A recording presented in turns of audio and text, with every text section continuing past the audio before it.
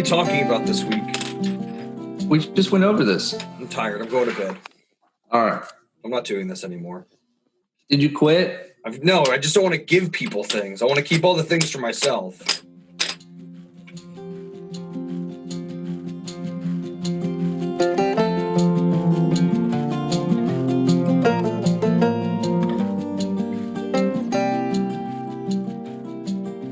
Hello and welcome to the Swingdom.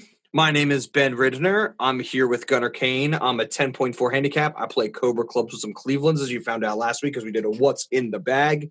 Gunnar plays some Cobras and some Titleist irons, and he's an 8 handicap who used to be a 3 handicap who claims he shot a 66. How are you doing, Gunnar? I'm fantastic, and the 66 is true. So I'm not appreciating the doubtful tone in your voice there, Ben. I wasn't doubting you. I was just not believing you. There's a difference. I wasn't like, maybe this isn't true. I was like, this is definitely not true. It's not that it sounds fishy. That it sounds like a straight up lie. Yeah, because every time I played with you, you struggle to break 80. That's BS. Well, no, that's not BS. So what'd you think of our new intro? The intro, fantastic. It was good, wasn't it? Mm-hmm. We didn't actually we haven't made it yet, but yeah, we'll hear it soon. That's inside. Did you just make me a liar? Well, you already lied about your score. That's not true. I'll send you the scorecard. Oh, okay. Yeah, because nobody else in the world might have a pencil. All right. Welcome to the Swingdom, guys. It is episode 5. Congratulations to you, Gunnar. I can't believe it's finally happened. What's that? You've reached 1,000 followers on the Instagram. We've both reached 1,000 followers on the Instagram. I know, but you did all the work. I just showed all my friends and said I'm pretty cool. Oh. 1,000 followers. That's right. This is exciting. This means that people care to see what we do. Yeah. And are excited to listen to us. This is big. Yeah, this is big. This is kind of cool. We think this is such a big deal. We're doing a giveaway. Yes. We're going to do a mystery box giveaway. That's right. Because we don't know what we're going to give away yet. Mostly. Right? Mostly. Yeah. I don't know what I might just give away a gift card to some place. But it's going to be in a box, and it'll be a mystery. It'll be in a much bigger box than it needs to be in. That's right. Mm-hmm. That's the point of a mystery box. I might send somebody an empty box of Pro V1s filled with a gift card that won't be able to buy Pro V1s. There you go. This is going to be good. So we're going to put up the rules for the... So we are going to put the rules for the giveaway on our website, theswingdompodcast.com. You can go there, look up all the rules. We're going to do a random drawing in 2 weeks' time. Should we do 2 weeks or 1 week? Let's do 2 weeks. All right, 2 weeks' time. In order to be eligible for the random drawing, we would appreciate it if you could leave us a review, write us a review, and then DM us or email us either a screenshot of you leaving the review or the name of your iTunes handle so that we can verify that you've left us a review on Apple's iTunes. That's right. Is that too convoluted? No, that's perfect. Okay, yeah. Leave us a review on iTunes. Send us confirmation of you leaving us a review. You will be entered in the drawing for Mystery Box. Mystery Box. I think you're right. I think I'm just going to take stuff that's been lying around for a while. Yeah. I've got some Hugo Boss pants that I'll never fit into. Yeah. They might not fit you either. But hey, Hugo Boss pants. I'm not saying that they'll be in there, because then that would be ruining the mystery. But this is eligible to all people in the United States. basically anybody who is eligible to get mail from us, this contest It's for you. This contest is for you. Yeah, this is perfect. All right. Leave a review. Random draw. Golf mystery box. Good. Boom. Easy. That easy. Get some free stuff. Yep. So on to the news. Mm-hmm. I know we've had a couple of some expansively cranky phone calls over the last week about certain things. The PGA has not changed its schedule yet. No, which we did put money on them changing their schedule 4 times per week, so we lost money on that. Yeah, I lost 17 cents. Oh. Mm-hmm. I can't take my wife out to dinner now. The horrors. So I have a few questions, right? So they're slated to go back at the end of June. Right. This is stuff that I did not discuss with Gunnar this week, but I wanted to, but I saved it for this because I want you guys to hear this as well. My first question is, how many players do you think will actually come back? That's a good question. I think... Do you think there's too much money on the line that they're all just going to come back? Well, I think you're going to see a good number of players who are in specific areas of the country or around the world who aren't comfortable yet traveling or going into large groups. And I think realistically, I think you're going to see a 75% return on players coming back. Do you think like players who are more comfortable, like Ricky Fowler or Phil Mickelson or Tiger Woods, are just going to say, an extra couple 100,000 isn't really going to affect me? Why risk even if I don't make the cut? I don't want to be around that many people. Right. And I think it's also going to be hard because, as we've talked about before, this is going to affect the FedEx Cup standings, the ability to play playoff events. Well, not only that, they announced a few days ago that they're backing there's now a backup funnel, whatever you want to pronounce it. Like nobody's moving up from the Corn Ferry into the PGA. Right. So nobody is moving from the mini tours into the Corn Ferry, and nobody from the PGA Tour this year. So next year is going to be like a super season. But if I was in the top 25 after the first 3 months of Corn Ferry, I was feeling good, I would not be thrilled about this. No, and I think that's fair. I know the name changes a lot. Sorry, Gunnar, I apologize. The name changes a lot, but the Corn Ferry Tour is like the triple A's of the PGA. You have to win either 3 times in a row or be in the top 25 in money at the end of the season in order to get moved up to the PGA Tour. Yeah. Yeah, it's like the minors. Yeah, I just wanted to explain that to people. To go baseball. But to my dad, who's like, what's a Corn Ferry? You're welcome, Dad. You're welcome. Yeah. Explained. Mm-hmm. I actually, what I'd be interested to see is if there was almost a supplemental promotion to the PGA Tour. Yeah. Like those who are finished in the top 25 as of right now. Yeah.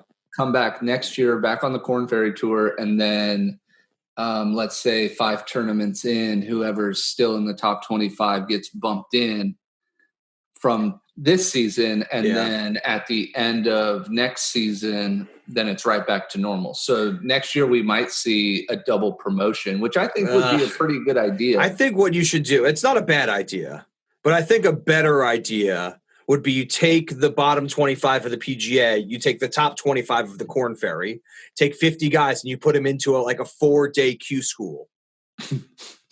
That's how you used to have to get on the PGA Tour. You're starting a whole new. You'd have to almost start a whole new tour then, which is the worst of the best and the best of the worst. Yeah, no, but you just do it for a weekend. You do it for a Monday through Thursday when nobody's watching golf anyway. Well, yeah, and it would be fun to you could get a bit more in their faces. Be like, what is it going to take to come in the top half? Mm-hmm. Invite people from the college ranks, see if you can get it up to 100 people. Yeah. Like throw in some markers. We'll get into markers later. Yeah, we will. You know what I mean? Throw in some people who, like give Freddie Couples an appearance fee. Well, I make John Daly show up. I'd watch anything with John Daly in it. Yeah, see if some of like the European tour guys or the Challenge Tour guys want to come over and do it. Like, see if you can get 125 guys and say, special circumstances, top 25 get their tour cards, which means you basically get to play. You know what I mean? Yeah. Well, don't do like a Q school for the Q school, but that's what I mean. Like the PGA Tour didn't have the Korn Ferry, the Web.com, whatever. It didn't have the minor league. You had to go and play in qualifying. Yeah, we'll have to see. Yeah, we'll just have to see what happens. I think everything's kind of on the table now. Yeah, I mean they still do it for the U.S. Open, and they do it for the British Open. They do it for the U.S. Open and the British Open. That'd be amazing if they did like a 4-day qualifying event at the end of being like PGA Tour cards available, qualifications in your area. Right. Although it would be amazing for most people, I think. Yeah, I think like it's a $2,500 to buy in, and be like any handicap can show up. I think it would be hard for those players who have spent their whole lives trying to get to that point and then get shown up by some scratch golfer who never really cared that much. No, but I mean that's the other side of it, right? It's like how many people can't afford to play the mini tours because there's no money in it. Right. Like I had a friend of mine who was a Division I golfer, and he wanted to go pro. He finished college. He didn't make it directly, and this happens in all sports. Like you end up putting out more money if you don't make it straight into the league with the association, the PGA of America. Like he was saying, it costs you $40,000 a year to try to play on the mini tours.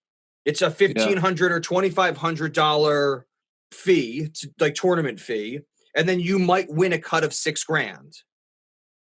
Mm-hmm. Well, you know what I mean? The winner walks away with $2,500. So no, I would love to see. I mean, didn't the Eagles do this back in the day? Didn't they make a movie about it with Mark Wahlberg? Yeah, they did open tryouts. Mm-hmm. Imagine if the PGA did open tryouts. Well, a lot of teams actually still do across all the major sports. They still do open tryouts, especially for those positions that aren't necessarily sought after, like kickers in football. No, quarterback, they don't do open positions. But it's kind of like walking on to a college team of any sort. Yeah. And that happens. My dad's always like, I'm going to go do that with the Knicks, with the New York Knicks basketball team. I'm going to go try out. It's like, go for it. Let me know. I'll sit in the stands. I'll cheer you on. They could use all the help they can get. They can. When this podcast goes big, I'm going to talk to Dolan about buying them. Yeah. All right. The Peyton Brady, Tom Brady, Peyton Manning, Tiger, and Phil is official. Mm-hmm. How do you feel about that? I'm super excited. Yeah. Super excited to watch golf that can be played with a few people that could be super safe during these times right now. Yeah. And see 3 of the greatest athletes to ever play sports. Yeah. Yeah, it'll be fun. It'll be interesting to see how much money they bring in briefcases and put in plastic cases on the first tee or something like that. That'll be interesting. Just walking around with those big plexiglass boxes filled with cash. Yeah. Fantastic. That's so weird. Yeah. Oh, I forgot the little. I mean, do you want to talk any more about that? I forgot stuff from my PGA thing. My PGA coming back. No, that's it. We'll talk about it when it happens. Yeah, sounds good. Yeah. So how many players from the PGA refuse to play? You think about 75%. 75%. Yeah. I think it's going to be around there. I think if it's also like if you live in Texas, are you going to go like to Florida for the Florida Swing? However that works out. Like I think travel is going to be hard. This is the big question. How many players get corona before they officially shut it down? Oh, because you're talking about like how many thousands of people are they talking about having there, even with a fanless venue? Ben, I don't know, because this is what we saw with basketball. One player got it and they shut the league back down. Could you imagine if the PGA was like, we preemptively shut this down, brought it back after months, then there was a resurgence of coronavirus, and then I'll get to that in a minute. Like, this is, I mean, that's sort of my thing. Is like, is it going to be 1, 3, 5, or 10 players get corona before they shut it down? They're good if it happens. If somebody gets corona from traveling or being around people for these events, it's not going to be a good look. No, it's not. And then my other point was going to be that, like, 2016 Olympics, how many golfers didn't go to the Olympics because of Zika? A lot. Yeah.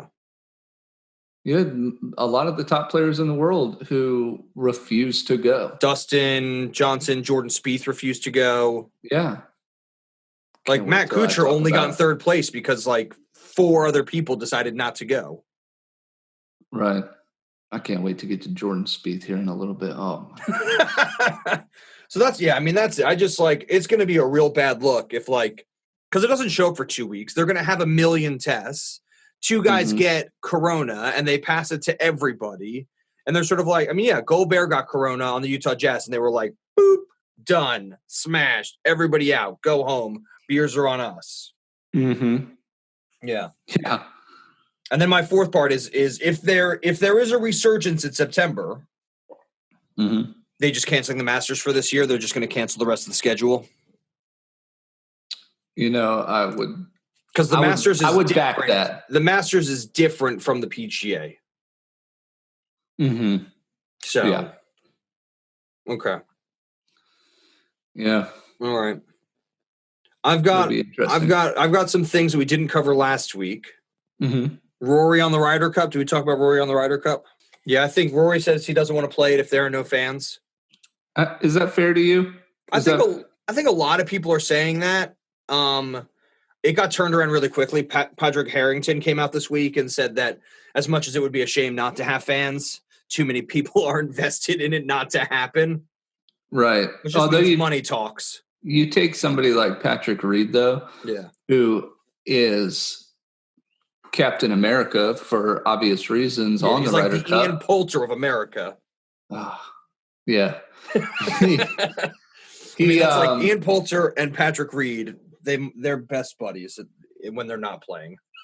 Right. And they Patrick Reed, Ian Poulter too, they thrive off of the fan experience where Rory McIlroy doesn't really. I can't imagine Rory McIlroy need fans to play. Yeah. Did you watch the last one, right?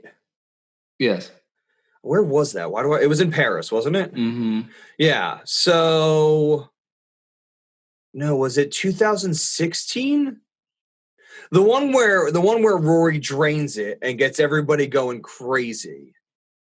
And then he was playing against Patrick Reed. Yeah, and Patrick Reed drains it and tells everybody to shush or go crazier. I should have researched this a bit better. Yeah, that was 2016. That was 2016. As soon as Patrick Reed drains the putt, if I was Rory, I would have been on the next tee box. Yeah. Instead, he waits at the side of the green and gives him a fist bump and is like, yeah, we're friends. As soon as he did that, I was like, he's going to lose this. Right. Like, Patrick Reed is like, there's going to be a death somewhere near here. And Rory's like, it's okay, because we're going to be friends at the end of this. And I was just like, Rory, you can't do that. Like, you're not, like, you're 6 holes in or 9 holes in. Like, you've got to crush his spirit. And I felt okay about that because it was Patrick Reed. Yeah, that was 2016 at Hazeltine. Yeah. And then he did it again in 2018, but he was not winning. No. I've got is there anything on your list? That's my news list. Yeah, I kind of wanted to talk about this charity golf tournament that just happened. There was a charity golf tournament. Yeah, there was we are covering our very first tournament with PGA players in it. Unfortunately, And Tony Romo. Unfortunately, I'm not a big fan of this one. So you're not a fan of the Mochino Merido Celebrity Endorsement Challenge?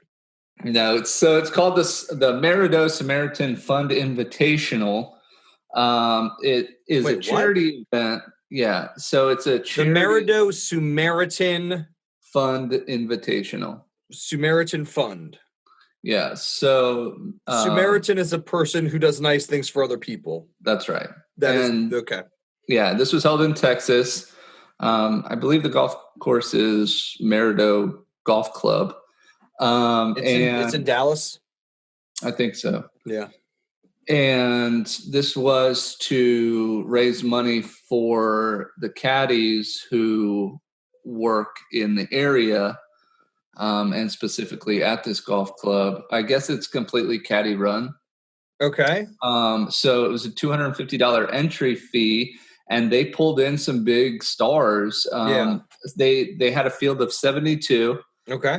I know Tony Romo was there. And 51 pros showed up to play in this. So I knew Victor Hovland was there. Are there any other recognizable pros? Yeah, Victor Hovland, Jordan Spieth, and Scotty Scheffler were in there. And Scotty Scheffler actually ends up winning the tournament. Yeah. Go figure. If you play against PGA pros, they're probably going to win. You know what Tony Romo shot? Yes, I do.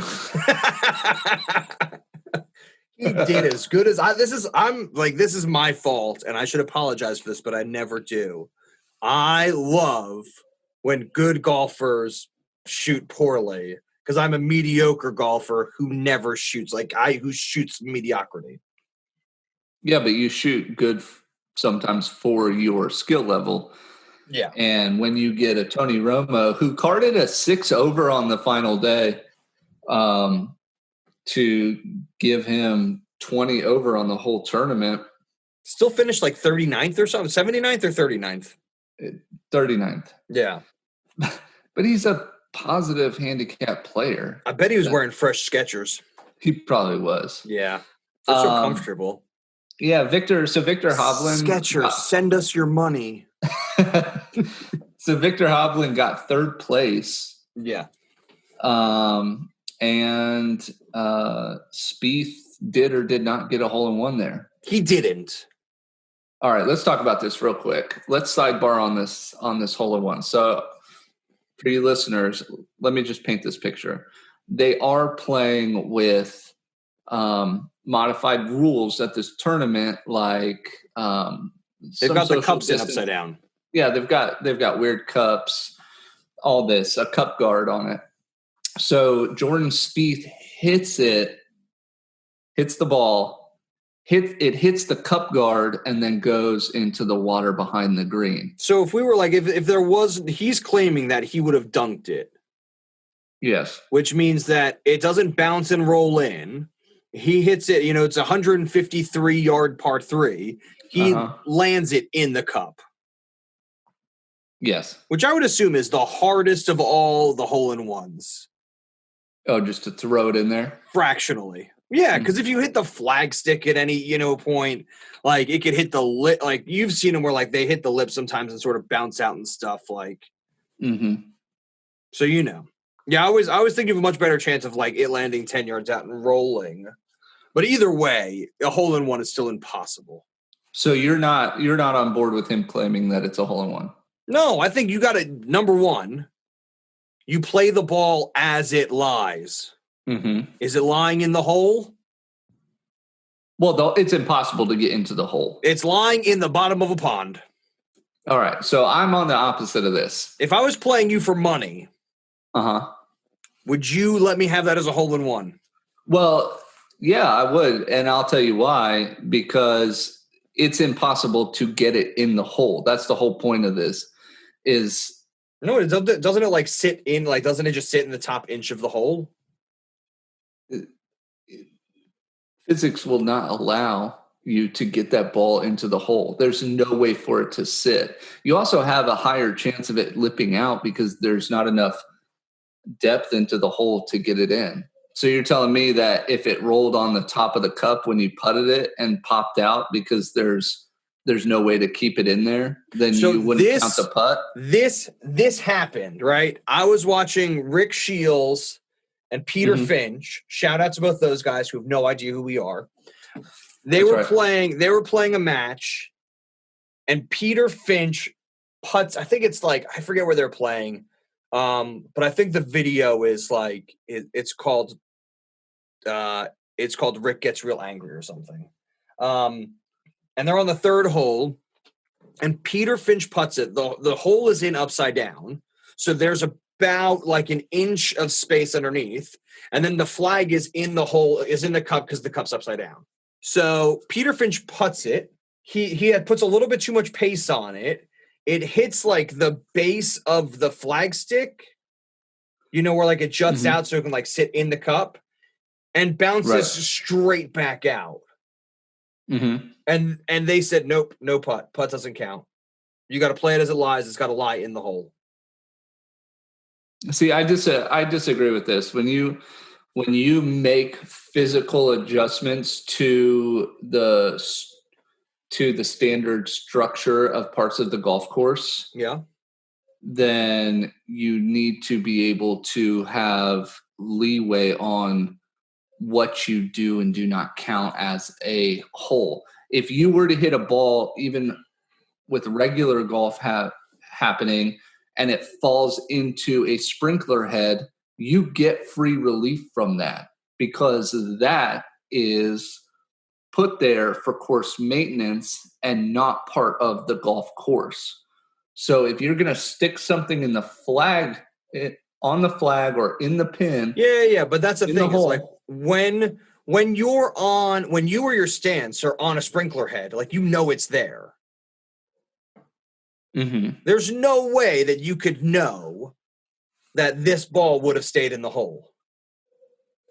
Yeah, but or that it wouldn't have, we're going to have to agree to disagree on this. Okay, we're going to take 1,000 golf balls, and we're going to stand about 10 yards away from the pin and see if we can throw a ball into the hole. On a regular hole? No, yeah, on one of these. So is the cup in upside down? So there's like, you bounce it off the cup and that counts as a stroke, or is there actually a hole? There's no hole to put the ball into. That's what I'm saying. And then what did it bounce off of? The cover. They covered the hole. With what? With just like a green thing? Something. I don't believe you. Well, you don't have to. I want to look this. You got a whole lot of not believing. Today will be called I'm Not Believing. Well, you're on one side of it. I'm on one side. I'm curious to see what the listeners think. We'll put something up on social media, and we'll get some weigh in. We'll get some weigh in here. We'll put up a poll. How about that? It said a golf hole gadget in place due to the Rona pandemic cost Jordan Spieth a hole-in-one on Thursday, playing in a charity event at his home course, Merido Golf Club in Carlton. Spieth saw his tee shot hit the spacer placed inside the cup and bounce away into a water hazard. What does this spacer look like? Is it just like probably a hard thing? Plastic? They don't show what the spacer looks like. All right. I don't think it's. I don't count it. You don't count it. I count it. I'm on Jordan Spieth's side on this ace, but that's not what I wanted to get to with this. I'm on Jordan Spieth's side for everything else. Just not this. Well, I'm definitely not on his side with him being at this tournament. Let me just have the floor for 3 minutes. This was the dumbest thing that 51 pros could have done at a time like this with not having golf. You have so many pros out there begging people to stay inside. You have celebrities begging people to stay inside. You have athletes begging people to stay inside. Social distancing is important right now, and you're going to put 72 people together for what, 20 grand? So are you saying that the golf course is not a safe place? Or are you saying this is just a bad look? I'm saying, A, it's a bad look. Yeah. B, it's not a safe place when you have 72 people out there playing golf, not to mention all the showrunners, all the course maintenance people. This is the exact thing we're talking about. I don't know. Like, was Greller there? They're very limited on the information that they're giving out about the people who were there. Yeah, because I know like Spieth, via the PGA, was not supposed to be there. And so he played in a non-professional capacity. Like he was just that's the information they're giving out, is like he wasn't supposed to be there, but he went there anyway. So instead of actually playing in the tournament, he just played as a marker in the tournament, which means that his score doesn't count towards anything. He just goes out and plays just as a player. Well, I'm not on board with it. And this is going to sound a little wishy-washy on my part. I understand that, because I'm on board with the match 2, the one with Tiger Woods, Bill and Peyton and Tom Brady. But that's 4 people. That's not 72 people getting together to go play golf. But I'm also I'm just not a believer that sports is going to come back as quickly as people think. No, me neither. I just don't as much as it pains me, because we started a golf podcast, there's no actual golf to be talked about. Today is just Ben not believing anything, especially like I said, the thing that I think we have the most is going to be the Masters. And what is the Masters is only 60 players? So you've got is it the top 60, then amateurs and stuff like that? So I think it's 80 or 90 players total. I don't think there's that many amateurs in the Masters. There's usually 5.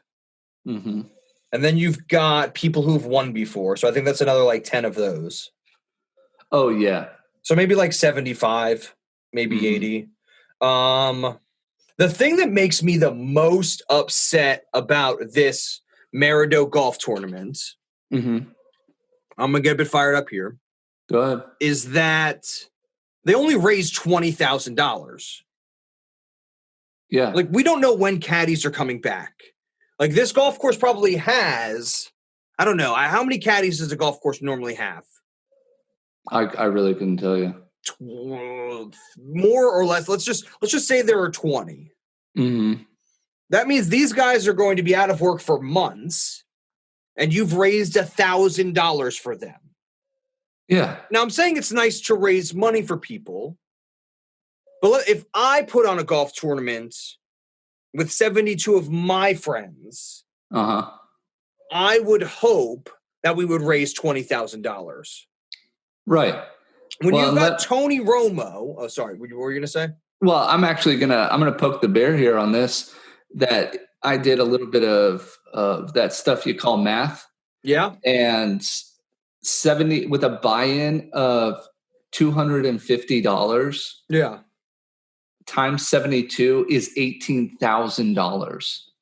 So they only raised, aside from entry fees, $9 more grand. You're talking about people like Jordan Spieth who have millions of dollars. Well, this is what I'm This is what I'm gonna get to. I know Adam Schefter, he donated that extra $9 grand from his winnings. Scotty Scheffler.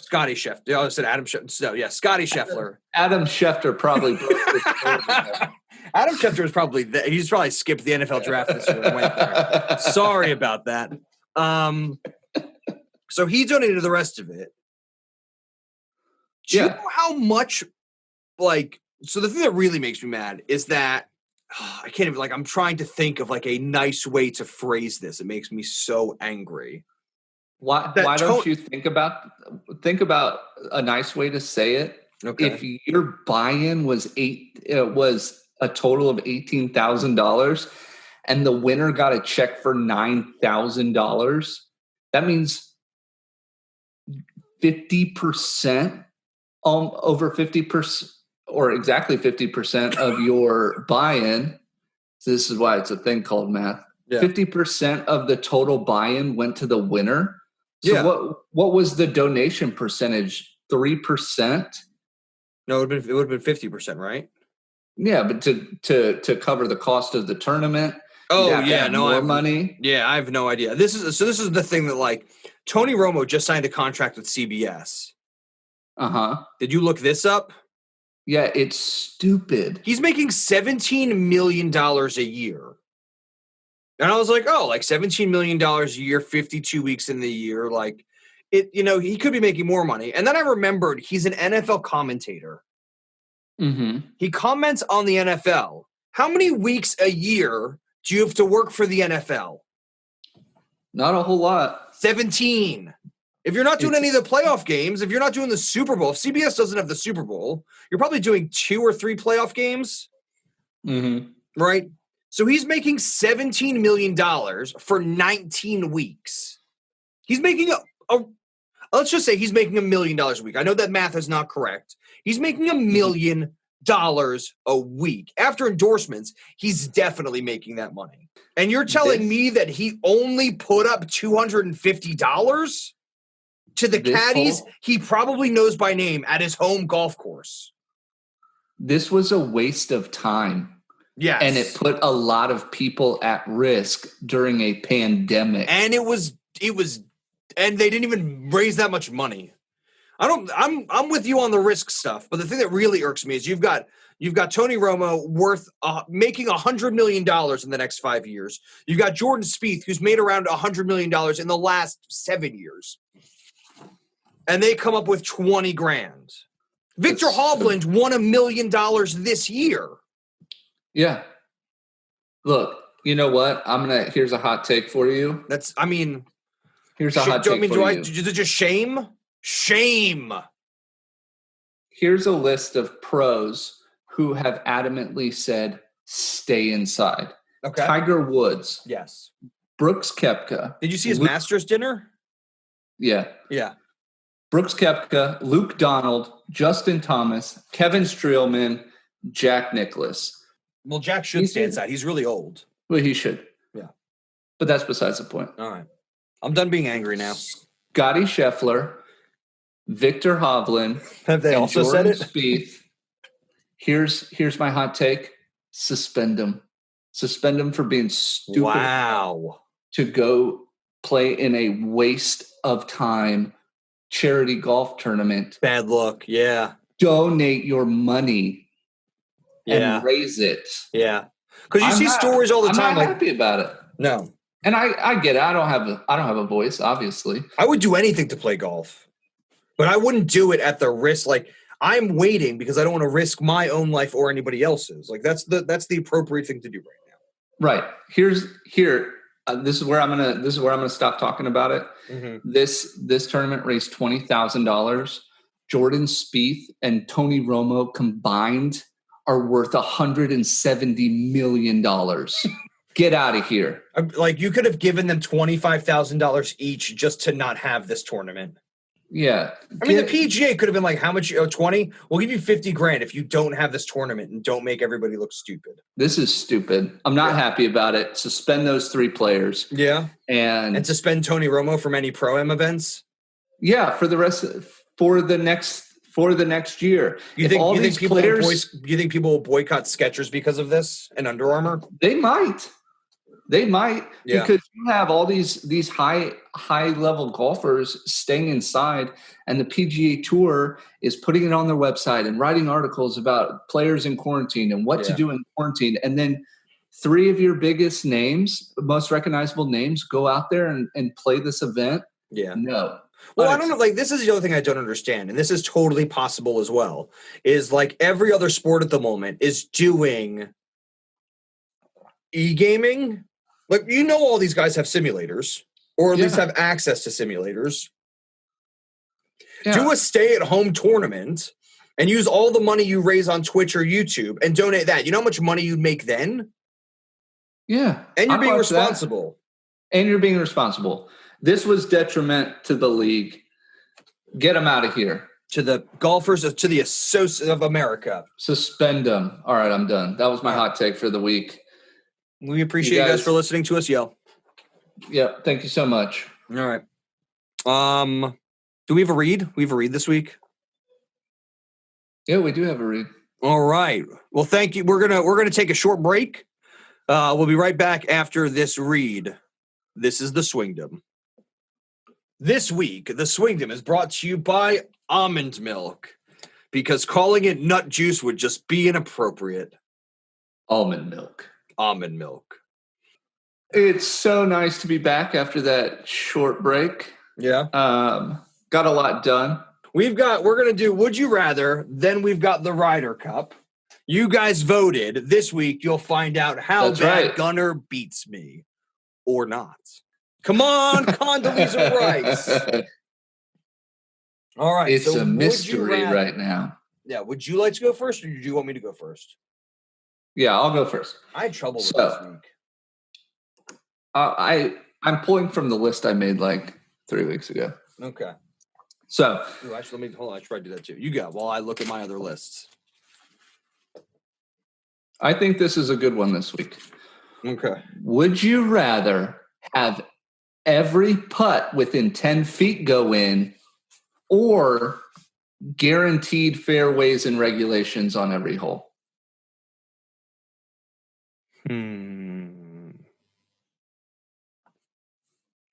Fairways and regulation. Fairways and regulation 1,000,000 times over. It took something like, oh, that'd be really nice, because every so often I 3-putt from 10 feet. But if I'm not even 2-putting from 10 feet anymore. But if that's I'm not a good enough golfer where I'm everything within 10 feet. If you were I'm 1-putting from anytime I'm on the green, but then that changes your would you rather. So I'm not changing your would you rather just to make it a different would you rather. So I'm going to say the fairway, just because I usually lose 2 golf balls off the tee every round of golf. I would say average, between 1 to 2. So that's 4. If I'm hitting the fairway, that's 4 strokes. If I had confidence in my driver, I would be a single-digit handicap.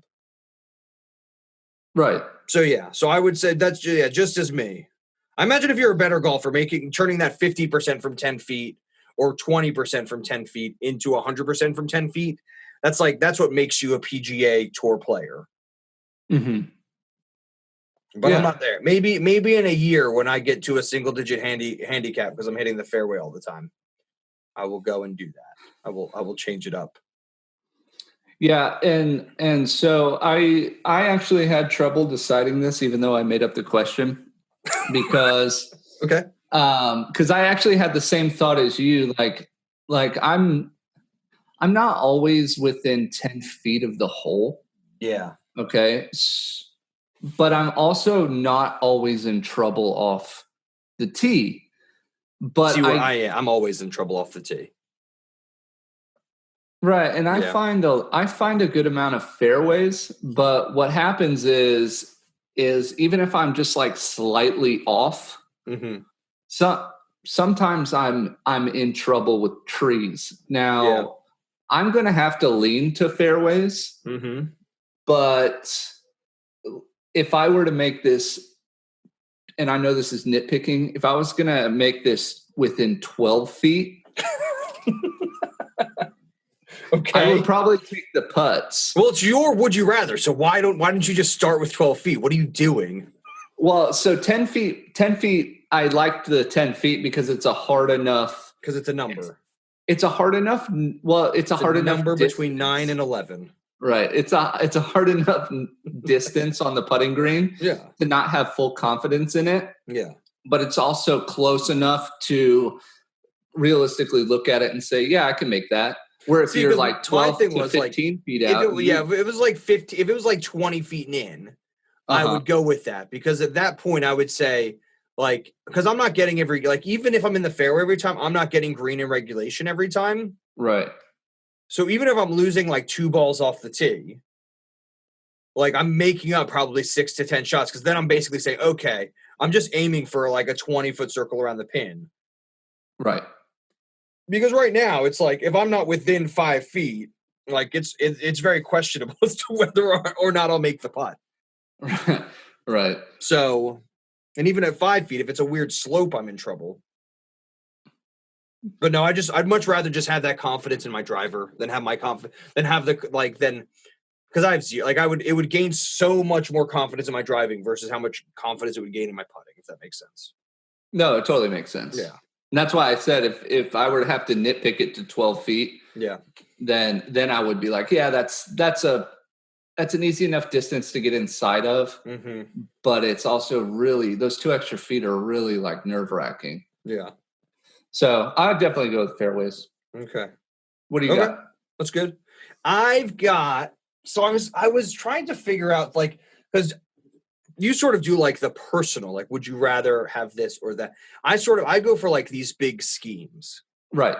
So like, would you rather play into the Masters every year and never break par? Okay. Right.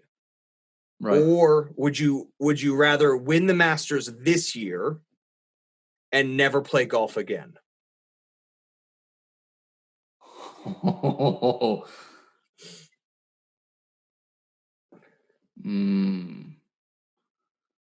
trying to stump you emotionally. All right. I got it. Okay. Okay. You can never play golf again. Okay. But here's what I got. You'll never break par. You'll play in the Masters every year, but very, very rarely will you be in contention.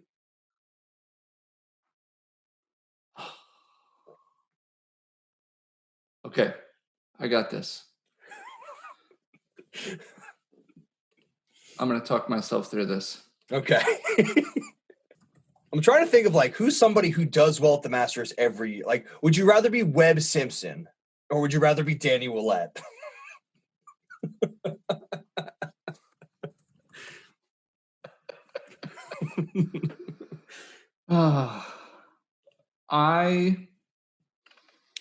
Where is Danny Willett now? Danny Willett's probably down the road from you, to be honest. Yeah, he's probably hanging out in quarantine in England. Right, like I am. Probably just hanging out. Yeah. Okay. I would rather play in the tournament every year and never break par. Yeah. Augusta National's hard enough course to where a string of 4 days with unfavorable conditions can make the winning score over par. It's only happened 3 times. But did you just hear yourself say it has happened? It's happened 3 times. I'm sorry. It's happened twice, and it tied. So in 2007, Zach Johnson shot 1 over par to win. Now, I'm not saying you're shooting even par. You might not win. You still are playing against Zach Johnson. Right. I'm okay with this. In 1966, Jack did it with a score of even par. And in 1954, Sam Snead did it with a score of +1. Well, that's good company. So that's great company. While I would like to say that having the green jacket and all the recognition that comes from that, I do love to play golf, and I would not want to give that up for a jacket. I'm going to play every year. You still get to go every year. You still get to go to the dinners every year. You just never get to play golf. I mean, if I changed it to say, and I don't like doing this, I hate changing would you rathers. If I said you can never play in the Masters, like you can never play professional golf again, you can still play golf at your rundown home course. Hands down. But hands down. The never playing golf again is what takes you to just playing in the Masters and not winning. Yep. Not playing golf again is the deal breaker. Yeah, I think it's the same for me. Like I would love to win a green jacket. It might happen. You never know. You never know. They might be really desperate for somebody to play golf, and then everybody else gets the flu-like symptoms and they can't play, and I win. Stranger things have happened. Yep. Yeah, the never playing golf again thing. Like it would be. That was sort of the thing. I was like, if I could play golf, just like not at a professional level, which I don't do, but if I couldn't even go to like my local, like Bubby Tracy Golf Center, 9-hole extraordinary course, like a lot of fun. If I just can't go shoot, like even at a par 3 course down the road from us in Virginia, like what's the point in winning? Yeah, you lose the whole reason you wanted to play there in the first place. Yeah. I was gonna make it like play at the Masters every year, like, but you have to come in last place. I don't care. You're playing Augusta National annually. I'm there. You're playing it 4 times annually. Oh yeah, you are. There you go. Is there a cut? Yes. Usually even par is the cut though. Yeah, I know the cut. I know there's a cut because last year. Yeah, there is. That was dumb. I'll edit that out. We're not going to leave that in there. It's one of the dumber things I've said. Because there's always like somebody on Friday who's like doing their last walk up 18, like Tom Watson or Ben Crenshaw, or Jack or Gary Player or somebody like that. So it's just we're just gonna ignore that. Pretend just cut all that out. Yep. Plus WGC events are the only ones who don't have cuts. Yeah, just think, you could have in 2007, you could have won with a score of even. Oh yeah, that's right. And that was Zach John. That was like that was the year the short hitter won because he only hits a 280 in the air instead of 315. Mm-hmm. You're saying you're saying I've got a shot? That's the year I seriously. Yeah, that's the year I seriously considered a center shafted putter. Have you ever used one of those? Yeah, I like them. You have. Yeah. I was say the ones that I find is like the Tiger, not the Tiger. Edit. The ones that I find the weirdest are the fill one, like where it looks like a hockey stick. Oh yeah, where it swoops off the hosel. Yeah, like I would have a hard time finding the center of the club on that because it doesn't. I have an old like Dunlop putter. Yeah. From like the 60s, I think that comes off the back of the club like that and kind of swoops into the shaft. And I can't hit that thing to save my life. It's awful. Would you rather have a standalone putter in your bag or a Kirkland Newport-styled putter? The Kirkland. I'm not a cheater, all right? So I'm not getting that standalone putter. What about the chippers? The square strike? The square strike. With simple putting action. Those are legal. They are not legal. Yeah, they are. I don't know if that one is, but chippers are legal, yeah. Chippers are legal. The square, they're not socially friendly. It can't be illegal. It can't be angled on both sides. I think that's what some of them are, like righty and left-handed clubs. A 2-way? Yeah, I have one of those. Yeah, those are illegal. But if it's just one way, it's not illegal. I don't use it for the record. I just have one. All right, what's now? Oh, are we doing another? We doing another read? Well, actually, do you want to end with the Ryder Cup, or do you want to end with what we got going on this week? Let's do Ryder Cup, then we'll do a read, then we'll go into golf boredom. All right. So our celebrity Ryder Cup results have come in. It's over. We have a winner. We do have a winner. You voted, and your votes were heard. And counted. Yep. So what we did was, according to the country of origin, we allotted each country of origin a certain amount of points. And depending on who won that country, that amount of points will be given to me. That is the most roundabout way of asking for victory. I was just going to say, it's not a simple democracy. There's no such thing as simple democracy. Very complicated. All right. So I do want to thank everybody who went out and voted. We had over 100 votes on each one of these things. And I know we put out. Thank you. Yeah, we put out 12 polls. So it was really cool to see everybody. That's 1,200 votes. That was a total of 1,200 votes. Yeah. And I know that. I don't even know 1,200 people.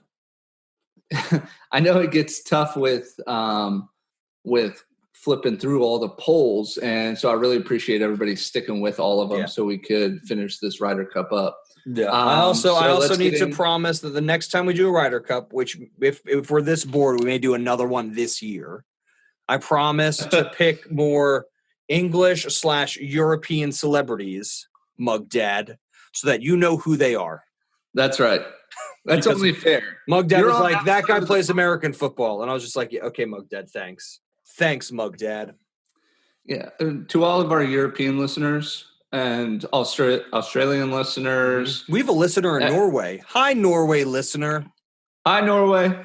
Anyone who's not in America, I should actually say, it's okay. It's okay if you don't like American football. I totally understand. As long as you openly root for the Denver Broncos, you don't have to like the sport, just the greatest team that plays it. So just one of the many teams in American football named after horses. Yeah. So with that being said, let's get into our results here. Okay. And this was tough. Who was our first match? Our first match was Mark Wahlberg versus Justin Timberlake. Oh, Justin Timberlake with the bleach blonde hair? With the perm? Old school JT, in sync, no strings attached? Yeah. You know how we do it. Which definitely, yeah. So Instagram went my way. Facebook went your way. Yes. And Twitter tied. So we are splitting the points. Oh, wow. We're not doing this overall. That's how we're doing it this time? That's how we did it last time. Stop trying to steal points. Wait, hold on. I haven't voted yet. Where should I? I'm going to go vote on Instagram real quick. Voting's over, Ben. Oh, all right. So our next pairing was Larry Fitzgerald. Who's that? Versus Will. He's an American football player. So many American football players. That's right. Versus Will Smith. It was in my favor on this one, so I won the points. Bagger Vance. Yeah, which Will Smith, the picture of Bagger Vance, that was a low blow, but I accept it because that almost lost me. I won that one narrowly. Oh, wait a second. We didn't. What was the score from last week? What's this? I have 2.5 points. Which means you have 5.5 points. Yes. So now I've got 3 and you've got 7 points. Yes. Okay. All right. Yeah. All right. I do have the final tally. I have the final tally here for the points, though. Let's see. The next one was Tony Romo, American football player. Yeah. Against Steph Curry, American basketball player. Yes. That was another tie. Okay. We did tie that one. Yeah. Okay. All right. Wow, a lot of ties. We did get a lot of ties, actually. That's good. That means they were close. I'm cool with that. Yeah, they were. Because I'm winning. I'll win. That's right. Michael Jordan versus Condoleezza Rice. Nobody had faith. Nobody had faith in Condoleezza Rice. Is that what you're trying to tell me? Well, guess what? Nobody had faith in her. When she takes me to Augusta, I'm not bringing any of you. Wow. I see how it is. Yeah. That's fine. You obviously didn't have faith in Condoleezza Rice. I saw you voted for Michael Jordan. Yeah, he's my guy. What do you want me to do? Even without me voting. Even without me voting. What? It wasn't close. It wasn't close. I did take the points on that. Good for you. All right. Next, Samuel L. Jackson versus Justin Verlander with Kate Hudson. Kate Upton. Wow. Kate Upton. Yes. We did talk about Kate Hudson last week, but not with Justin Verlander. My bad. It's all right. I forgive you. Sorry to both Kates. That was a resounding... Hold on. They accept your apology.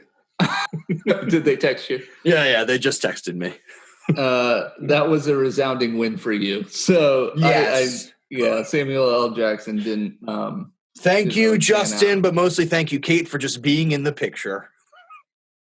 Both Kates. Yeah. If somebody wants to email or send us and be like, no, I like Justin for I voted for Justin Verlander. It didn't matter that Kate Upton was in the picture.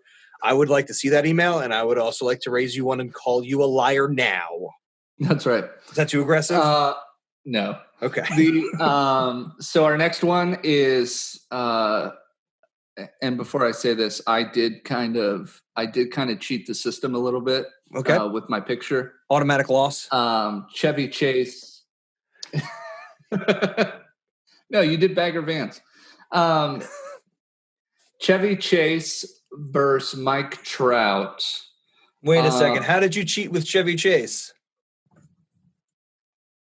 So I put Chevy Chase's picture of him in Caddyshack. Mm-hmm. And I think that may have swayed the votes a little bit. All right. Tiebreaker. Just the tiebreaker. This is going to be the tiebreaker. Yeah. What is his character's name in Caddyshack?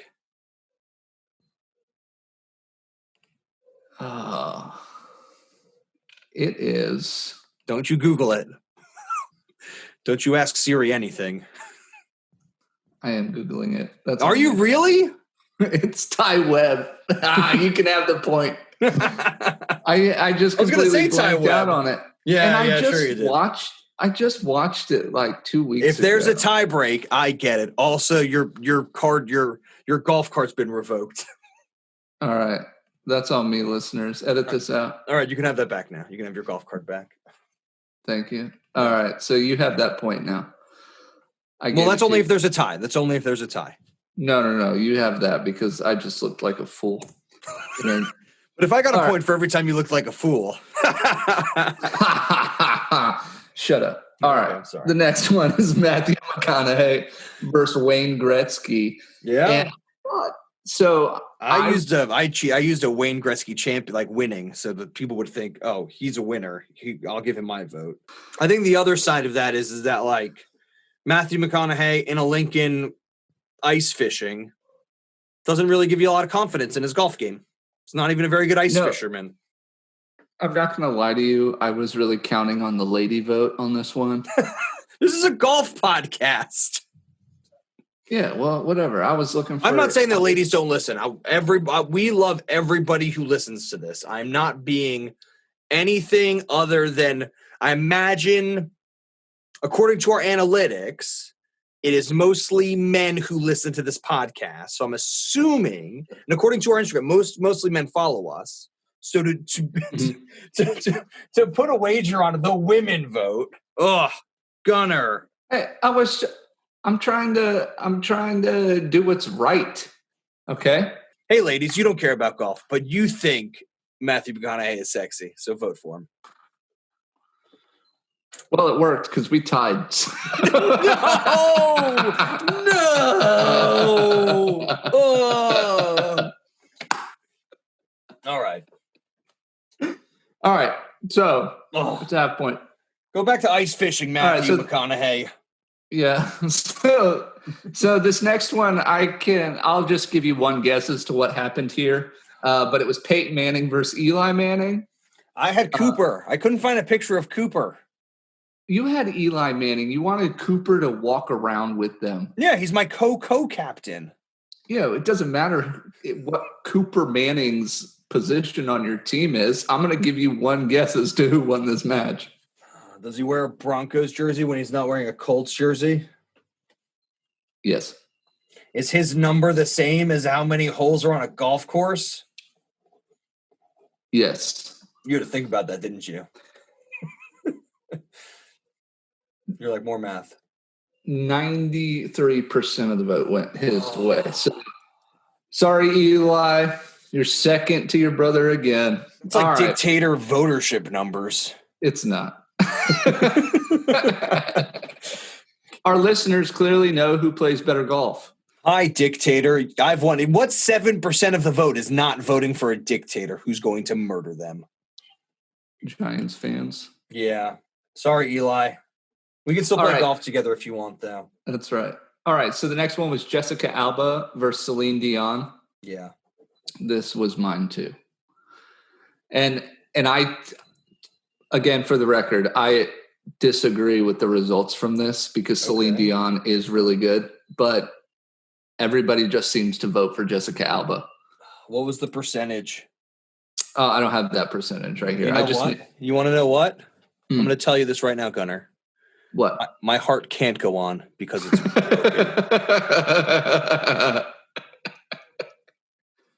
All right. My broken heart. The next one, I also cheated with the picture on this one. What's the score? Do we have a score? I mean, is it even worth me continuing to go on? We're going to finish this up, and I'll tell you the score at the end. But that's what I'm saying. Like, if you're already at 10.5 points, Kenny G doesn't even need to go out there. I am exactly at 10.5 points. Oh, Jessica Alba right now is being carried around on Peyton Manning's shoulders as they celebrate and spray everybody in champagne. Jessica Alba just won me the Ryder Cup. This is fantastic. But I just want to get that. I should get that tattooed on. Jessica Alba won you the Ryder Cup. That's fantastic. All right, so the next three, it's Will Ferrell versus Denzel Washington. Will Ferrell won with his wonderful picture of him in plaid in his golf apparel. Yes. Yeah, Will Ferrell stood no chance against Denzel Washington in real life. Because Denzel Washington is an angry cop. Who's not going to vote for Will Ferrell in that outfit, though? Everybody did, yeah. I tried to do the whole like GQ thing. Yeah. Like when Justin Thomas was like the Ralph Lauren model and everybody was just like, yeah, right. Justin Thomas. The next one, actually, I'm going to give props to our listeners and our fan base here because they have actually been paying attention to everything we've been saying about most of these celebrities. And it was a huge win for Kenny G against Carson Daly. And everybody now understands that Kenny G is a scratch golfer. Yes. Good. And the last one, Mr. Tin Cup himself, Kevin Costner, beat Matt Ryan, even though Matt Ryan is a far better player in real life. So another American football star. Yeah, well, that's why you lost. Yeah. So the final Ryder Cup points, me, Gunnar, friendly host, 12.5. Ben, your host who's a little bit curmudgeon today. a little cranky pants. 7.5. All right. So only lost by 5. That's not too bad. That's not too bad. I've got a strategy for the next Celebrity Ryder Cup. Perfect. We'll announce who the captains are in a few months. Mm-hmm. Because that'll be fun. That's right. That was the Ryder Cup. We're going to take a little bit of a break since we've been talking for a long time. Mm-hmm. Here's a message from another podcast you might want to listen to. If you like listening to The Swingdom and are a bit of a history buff, you should check out History Through a House. It is the history of England through the eyes of a 1,000-year-old house.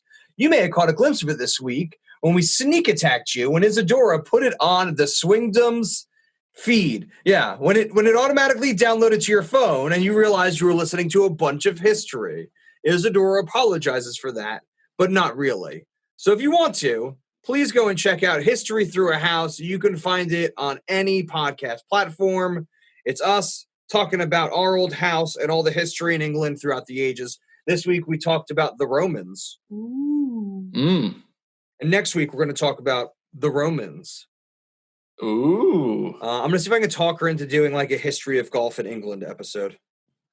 Oh, man. So call me on that. Let's talk about it.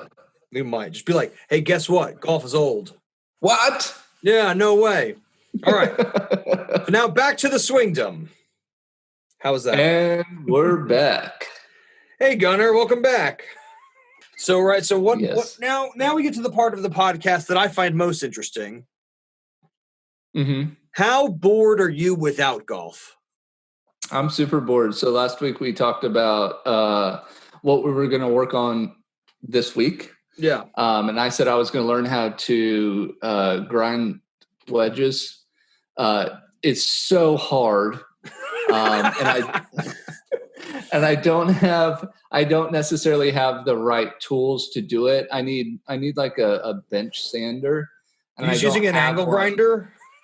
No, I'm using a grinding a bench grinder, but yeah. it wears the wheel out too fast. So I need a sander to really get down in there. I have a club that Yeah. It's which one? Yeah. All right. It's really you need one of those. Hard. Okay, good. So I need one of those. But I've been practicing. I know how to do it. It's just the execution's a little off right now. So when you're doing it, how do you know, like, are you looking at other clubs and trying to imitate their grinds? Are you coming up with your own new grinds? You just grinding for fun? Yeah, I know what I want to do to the club. Mm-hmm. I want to be able to lay it back a little bit. So I have an old like pitching wedge head that I've been practicing on. And I'm just trying to change the bounce on it, basically. Getting into tech aspects here, but I have a 64-degree wedge that has kind of a jagged heel on it. And you want to lay that back even further? Yeah. Okay. Yeah. And it has a jagged heel on it, like a super angled heel. Yeah. So I need to grind the heel off, and then I want to change the bounce so I can get it down to maybe a 70-degree if I lay it back. And so that way it's also still flat and I can get up under the ball. But that's my end game. Right now I'm just practicing on this old pitching wedge because I don't want to ruin my 64. Cool. Yeah. What do you got? So I've got two things, right?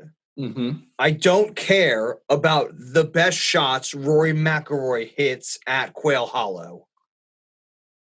I don't care about the best shots in the rain. I don't care about the best shots by left hand. I don't want to watch anywhere from 3 minutes to an hour of old golf. Unless it's really good golf. Right. But I keep getting these notifications from the PGA, and they keep making me very uncomfortable. They're not making me angry. I'm not mad about it. Right. Just make me uncomfortable. With the amount that they're putting out? Yeah, like the amount and like what they are. Like they just don't make any sense. They're kind of niche. Yeah, it's like watch Tiger's 2007 Wells Fargo win. Watch a legendary chat. Jack Nicklaus, Roger Clemens, Jim Nance. They talk golf, baseball, and life. It's like, stop. I don't want to. Like I look at the news. I like the news. I don't just need endless content from you guys. I can make my own endless content at this point. So right, it's almost a content dump from them. Yeah, that's what it feels like. It feels like they're trying to like save the good stuff for once a week and then don't do the bad stuff. I just don't. Right. It seems like they're just doing bad stuff. Or get more like actual commentary. Like give us actual news. Like tell us what's happening. That would be nice. Yeah. They're keeping everything a little hush-hush. Yeah, I think they just – because nobody knows what's going on. But the thing is nobody comes out and says, like, we don't know what's going on. They're like, we're thinking June. It's like, well, okay, good. And then, the next thing I'm doing is I'm making a yardage book. There will be a YouTube video. YouTube should be up this week. The Swingdom will be our YouTube page. I'm going to try to make 5 or 6 videos to go up there. One of them, I'm making a yardage book. I was so bored yesterday that I went out to my local golf course. I used my phone as an inclinometer, put it onto percentages, and every 4.5 feet squared, so about 250 points on the green. I'll put a picture up on Instagram. I now have like the amount of slope on that part of the green. That is such a neat idea. It took me 2 hours per green. Ooh. Like it took me a half hour. Like you can only like this is one of the things I'm realizing is you can only do this if they shut the course down for you or if the course is shut down. Right.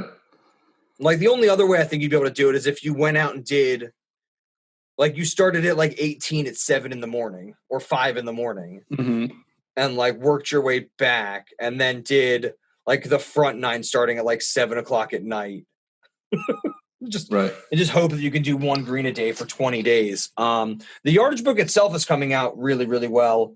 I did get halfway through it and realized the greens hadn't been mowed since somebody's playing them. So a lot of my slopes just might be like extra fluffy tufts of grass. Right. So it might have all just been you. Like I did 3 greens. I was on my 4th green. So I spent about 8 hours out there yesterday. And I was just like, this could all be wrong. I'm an idiot, and this could all be wrong. Well, it's a really good idea nonetheless. And I've seen some of the pictures, and they look really good. Yeah. So it's been fun. It's like it's one of these like weird little pet projects.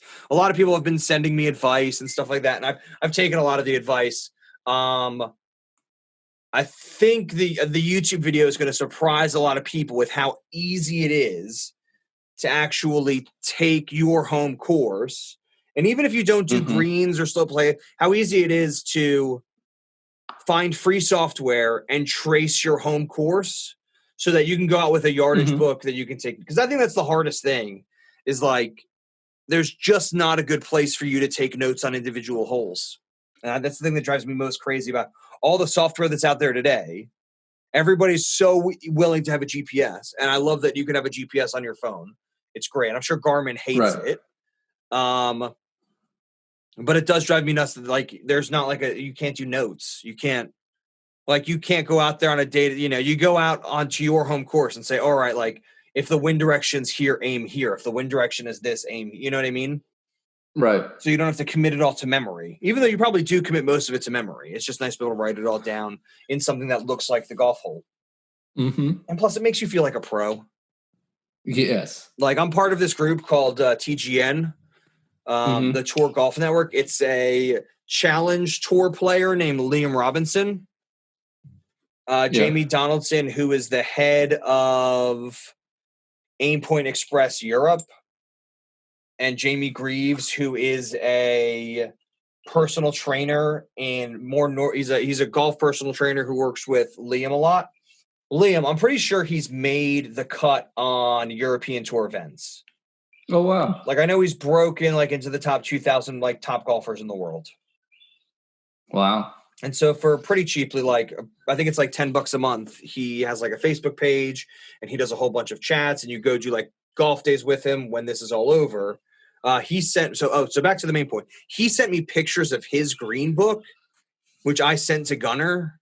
And what was the first thing you said? It's cheating.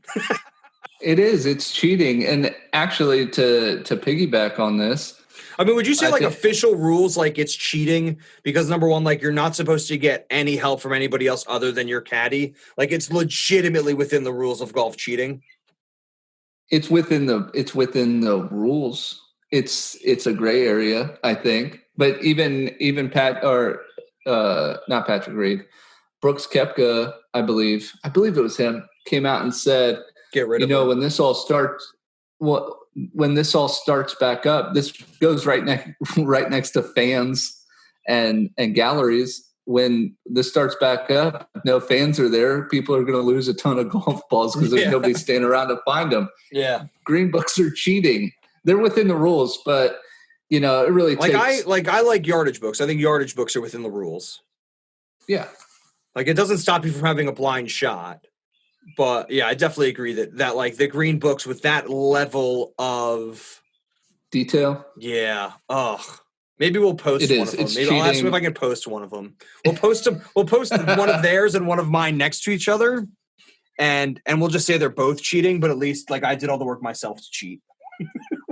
That's right. I guess that's not cheating then, because if I went out there and did all the hard work, that's not cheating. That's just my own information.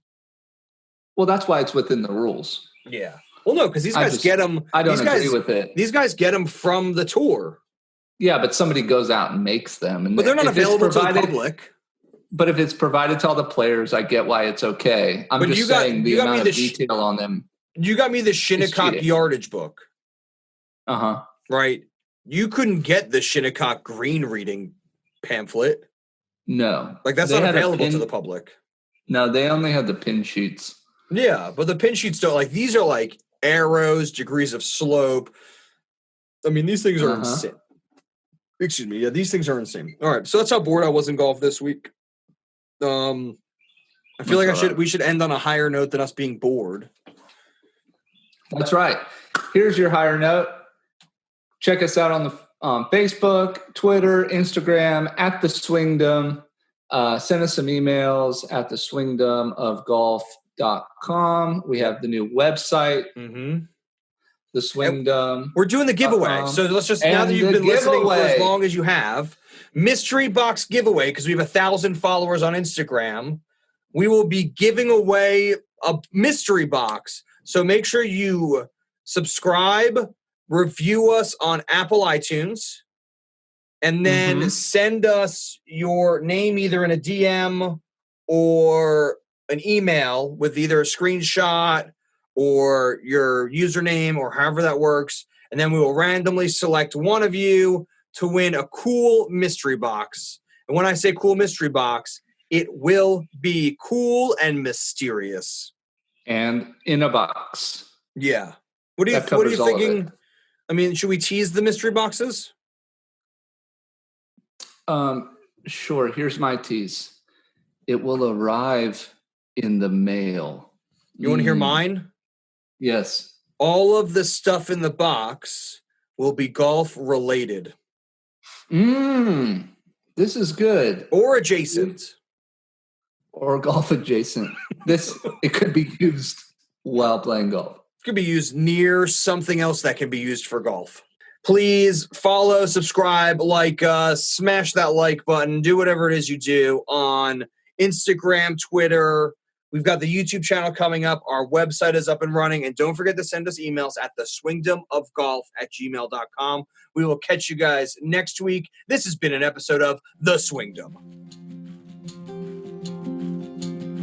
Now you say The Swingdom. That was perfect. Normally you say The Swingdom. The Swingdom. The Swingdom. Good. The Swingdom. All right.